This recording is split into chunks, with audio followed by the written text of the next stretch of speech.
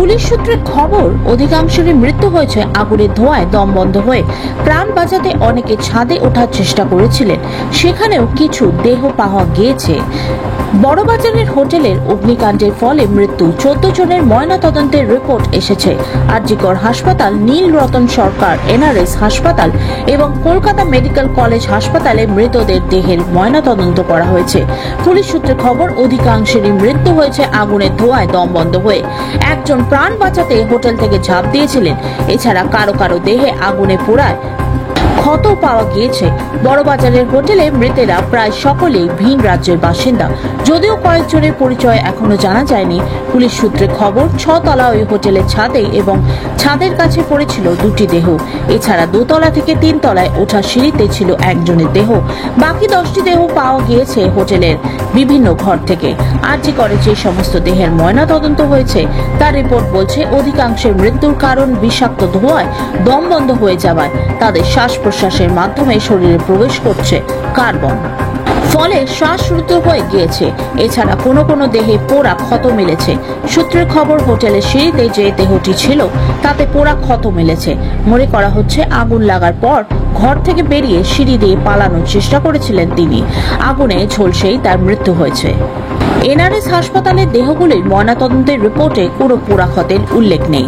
সেখানে যাদের ময়নাতদন্ত হয়েছে মূলত শ্বাসরুদ্ধ হয়ে তাদের মৃত্যু হয়েছিল। এছাড়া যিনি ঝাঁপ দিয়েছিলেন মেডিকেল কলেজের কাছে পুলিশ মর্গে তার দেহের ময়নাতদন্ত হয়েছিল। রিপোর্ট অনুযায়ী তার মৃত্যুর কারণ একটি নির্দিষ্ট উচ্চতা থেকে পতন। মৃতদের পরিচয়, বড়বাজারের এই হোটেলে মোট 79টি ঘর ছিল, অতিথির সংখ্যা ছিল 88 জন। হোটেলের 4র্থ তলায় মঙ্গলবার রাতে আচমকা আগুন লেগে যায়। দমকলের 10টি ইঞ্জিনের চেষ্টায় দীর্ঘক্ষণ পরে আগুন নিয়ন্ত্রণে এসেছে। মৃতদের মধ্যে রয়েছেন 2 মহিলা এবং 2 শিশু।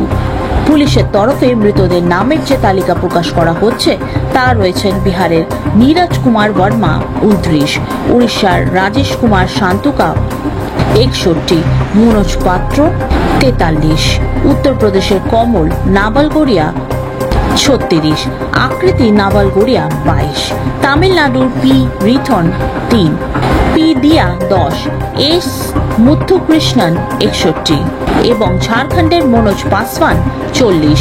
এছাড়া যাদের পরিচয় এখনো জানা যায়নি তাদের মধ্যে 3 জনের বয়স আনুমানিক 45 বছর, একজনের বয়স আনুমানিক 50 বছর এবং একজনের বয়স আনুমানিক 35 বছর। বড়বাজারের আগুনে 13 জন আহত হয়েছেন। তাদের উদ্ধার করে শহরের বিভিন্ন হাসপাতালে নিয়ে যাওয়া হয়েছে।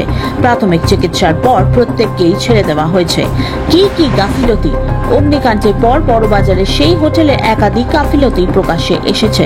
বুধবার ঘটনাস্থলে যান দমকলের ডিজি রণবীর কুমার। তিনি জানান, ওই হোটেলের ফায়ার লাইসেন্সের মেয়াদ শেষ হয়েছিল 3 বছর আগে।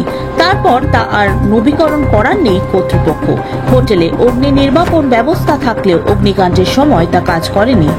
দমকলের প্রাথমিক অনুমান, অগ্নি নির্বাপন ব্যবস্থা আদৌ কার্যকর ছিল কিনা ওই হোটেলে। দমকল মন্ত্রী সুজিত বসু জানিয়েছেন, অগ্নিকাণ্ডের সময় হোটেলে ফায়ার অ্যালার্ম বাজেনি।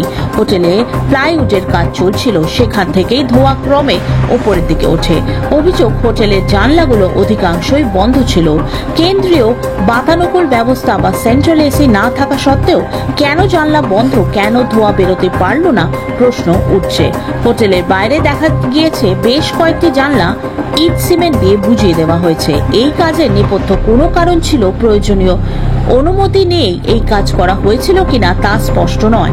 স্থানীয়দের একাংশের দাবি, হোটেলের অন্য একটি অংশে আরও একটি সিঁড়ি রয়েছে, কিন্তু অগ্নিকাণ্ডের সময় শাটার দিয়ে ওই সিঁড়ির প্রবেশপথ বন্ধ রাখা হয়েছিল। পরে যদিও শাটার খুলে দেওয়া হয়। এত বেনিয়ম সত্ত্বেও কেন স্থানীয় পুরো প্রশাসনের বিষয়টি নজর আসেনি তা নিয়ে প্রশ্ন উঠছে। বড়বাজারে তো লেগেই আছে।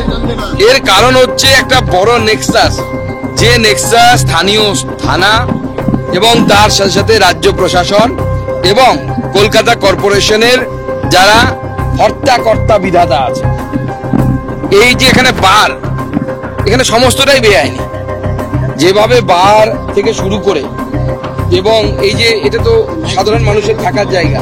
আমি জানি না রাজ্যে কোনো আইন আছে কিনা যে কারো বাড়ির পাশে বা সেখানে কোনো বার হতে পারে কিনা, যেখানে একদিকে জৈনদের মন্দির আছে, স্কুল আছে, সেই জায়গায় কোন আইনে বার হয়, কোন রাজ্যে হয়, আমি তো এর আগে কোনো দেখিনি।